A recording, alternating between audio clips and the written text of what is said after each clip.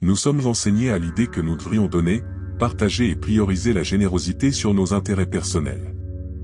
Mais quelqu'un nous met-il en garde contre les dangers d'être trop gentils et compatissants? Nous vivons dans un monde où nous ne recevons pas toujours ce que nous donnons, car il est rempli de personnes généreuses qui voient comment elles se vident financièrement et énergétiquement à travers des dons indiscriminés. L'excès de générosité pourrait-il même mettre nos propres vies en danger? Soyez étonnés des effets négatifs inattendus que la bonté peut vous apporter.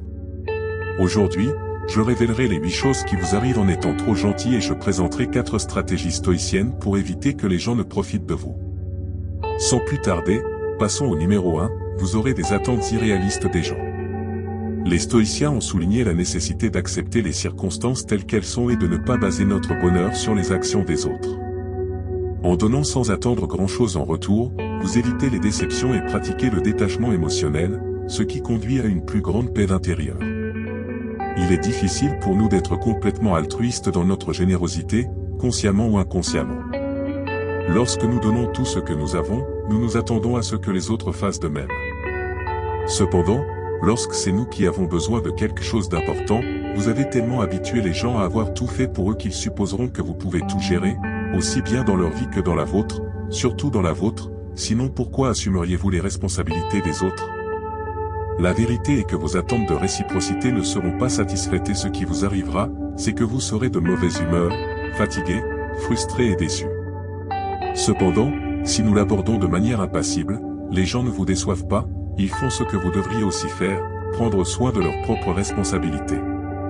Numéro 2, les gens ne s'attendent qu'à ce que vous leur donniez quelque chose. Selon les stoïciens, il est important de se rappeler que la vraie valeur vient d'agir conformément à la vertu et à la raison, et non pas simplement en répondant aux attentes des autres. Pratiquer la modération et donner de manière équilibrée vous permet de garder le contrôle sur vos propres actions et d'éviter de tomber dans des habitudes qui épuisent votre bien-être émotionnel. Vous avez entendu toute votre vie que les êtres humains sont des créatures d'habitude, jamais mieux définies. Les êtres humains sont programmés pour s'adapter à une routine, un mode de vie et une symphonie de choses qui se passent autour d'eux. Cette tendance à s'adapter est précisément là d'où vient le concept de zone de confort. Cela signifie que si vous vous habituez à donner tout le temps, les bénéficiaires de votre générosité s'attendront à ce que vous leur donniez quelque chose tout le temps, ce qui signifie que vous amènerez les gens dans leur zone de confort respective et ils cesseront de faire beaucoup de leurs obligations parce que vous serez là pour les faire.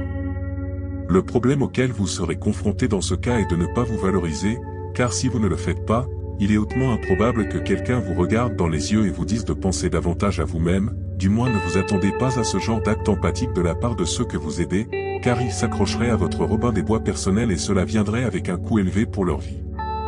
Numéro 3, vos priorités seront piétinées. Les stoïciens ont souligné l'importance de vivre selon la raison et la vertu, en établissant des limites et en donnant la priorité à nos propres responsabilités, ce qui est essentiel pour maintenir l'équilibre et éviter de sacrifier notre authenticité et notre bien-être pour les autres. Si vous donnez tout pour les priorités des autres, vous pouvez vous retrouver à fuir quelque chose en vous qui vous cause de la douleur et de la peur. Quelles émotions ressentez-vous lorsque vous passez le week-end seul ou que vous rentrez chez vous tous les jours en sachant que personne ne vous attend?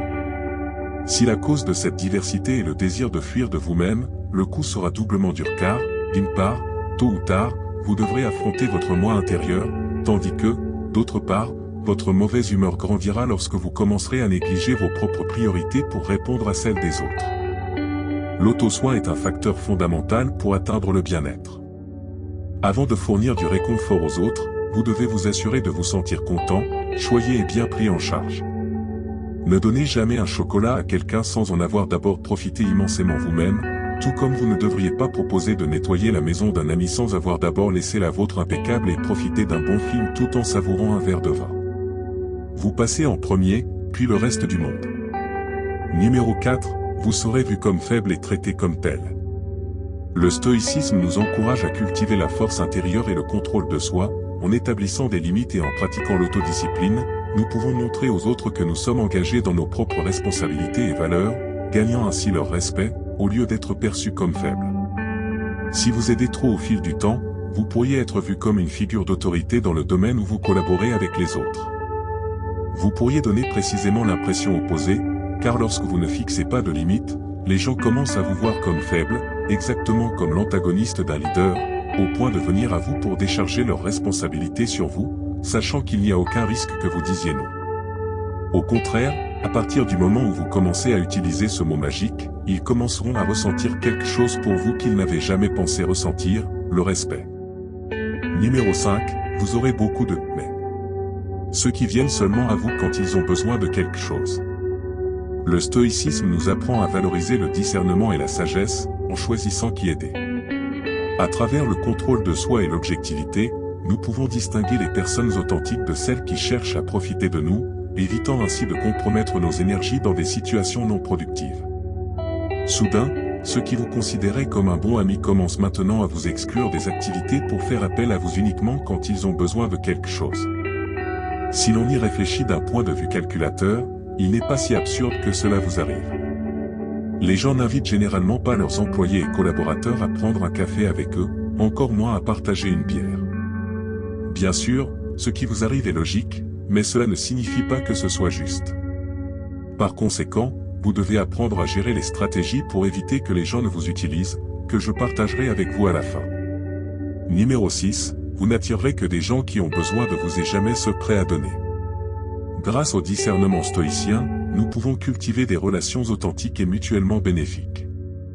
Les personnes qui entrent dans nos vies le font en réponse aux vibrations de notre énergie. Si nos vibrations sont basses, nous attirons des gens négatifs, pessimistes, avec des esprits sombres et des intentions peu bienveillantes. En revanche, lorsque nos vibrations sont élevées, nous attirons des personnes pleines d'énergie positive, de générosité, d'enthousiasme, de travail acharné et de joie. C'est pourquoi, lorsque nous donnons de manière indiscriminée, nous perdons tellement d'énergie que nous commençons à vibrer à une fréquence basse, attirant ainsi les personnes dans le besoin vers nous et même les opportunistes qui n'ont aucune intention, et encore moins de ressources, pour aider, mais viennent seulement pour tout extraire de nous et disparaissent ensuite, afin qu'ils n'aient même pas à se soucier de dire merci. Numéro 7, vous pourriez finir par tomber dans la dépendance. Les stoïciens prônaient la modération et l'autodiscipline. Pratiquer la discipline dans la générosité nous aide à éviter de tomber dans des schémas addictifs et nous permet de maintenir une relation saine avec nos actions et nos décisions. Lorsque le manque devient partie intégrante de notre vie quotidienne, le besoin augmente, et c'est la meilleure situation pour tomber dans la dépendance. Par conséquent, un jour, quelqu'un proche de vous pourrait remarquer que vous buvez trop, pas nécessairement de l'eau minérale, ou que vous mangez trop ou même que vous jouez trop. Faites attention à ce que quelqu'un qui se soucie de vous pourrait dire, car votre première réaction pourrait être de leur en vouloir et de crier que vous n'avez pas de problème. Mais c'est la réaction la plus typique des personnes qui sont tellement absorbées par leurs propres problèmes qu'elles sont incapables de reconnaître qu'elles en ont un. Rappelez-vous toujours que les personnes qui se soucient de vous ne veulent que le meilleur pour vous, alors prenez leurs remarques très au sérieux, car elles sont là pour vous aider à arrêter de tomber et à avancer. Numéro 8, vous susciterez des soupçons. Le stoïcisme nous encourage à agir de manière vertueuse, indépendamment de la façon dont les autres peuvent nous percevoir. En nous concentrant sur la vie en harmonie avec nos principes et nos valeurs, nous construisons une réputation authentique qui est résistante aux soupçons infondés. Aussi aimerais-je que les choses soient différentes, la vérité est que les personnes véritablement bonnes ne sont pas abondantes dans ce monde. Par conséquent, si vous en êtes une, vous susciterez des soupçons au lieu de l'admiration et de la gratitude. Il ne faudra pas longtemps avant que vous exposiez votre bonté et que les gens commencent à se demander ce qui ne va pas avec vous et quelles intentions cachées vous avez que vous ne révélez à personne. Cela signifie que vous avez trouvé un groupe de personnes méfiantes, pas nécessairement, mais il est plus probable qu'elles soient réalistes. La plupart des gens excessivement enthousiastes tendent à cacher des intentions si malveillantes qu'il vaut mieux s'éloigner d'eux et renoncer à l'aide qu'ils veulent offrir. Maintenant, examinons les stratégies pour éviter que les gens ne vous utilisent. Stratégie numéro 1, écoutez vos sentiments, ils vous parlent. Sur la base de l'idée stoïcienne de la conscience de soi, prêtez attention à vos émotions et sentiments. Les stoïciens croyaient en l'importance de l'autoréflexion pour comprendre vos réactions et vos besoins. En écoutant vos sentiments, vous pouvez identifier si vous donnez trop et si vous vous épuisez émotionnellement, vous permettant d'ajuster votre concentration et de trouver un équilibre sain. Comment vous sentez-vous en aidant les autres ? Penser à vous-même et prioriser les autres est un acte si altruiste que le pratiquer devrait vous faire vous sentir comme si vous marchiez sur les nuages. Donc, si vous vous sentez dépassé, sans énergie, en colère ou utilisé, il est temps d'écouter vos sentiments. Si quelque chose auquel vous n'êtes pas obligé vous cause tant de malaise, il est nécessaire de ne pas se tromper pour découvrir comment l'aide que vous fournissez affecte votre bien-être. Stratégie numéro 2, perdez la peur du mot non. En suivant les enseignements stoïciens, reconnaissez que votre temps et votre énergie sont précieux et doivent être alloués consciemment et de manière équilibrée. Dire non dans des situations où vous vous sentez dépassé ou lorsque la demande est injuste est une façon d'exercer le contrôle de soi. Bien que le mot non soit associé à des comportements négatifs et au pessimisme, il est normal que nous lui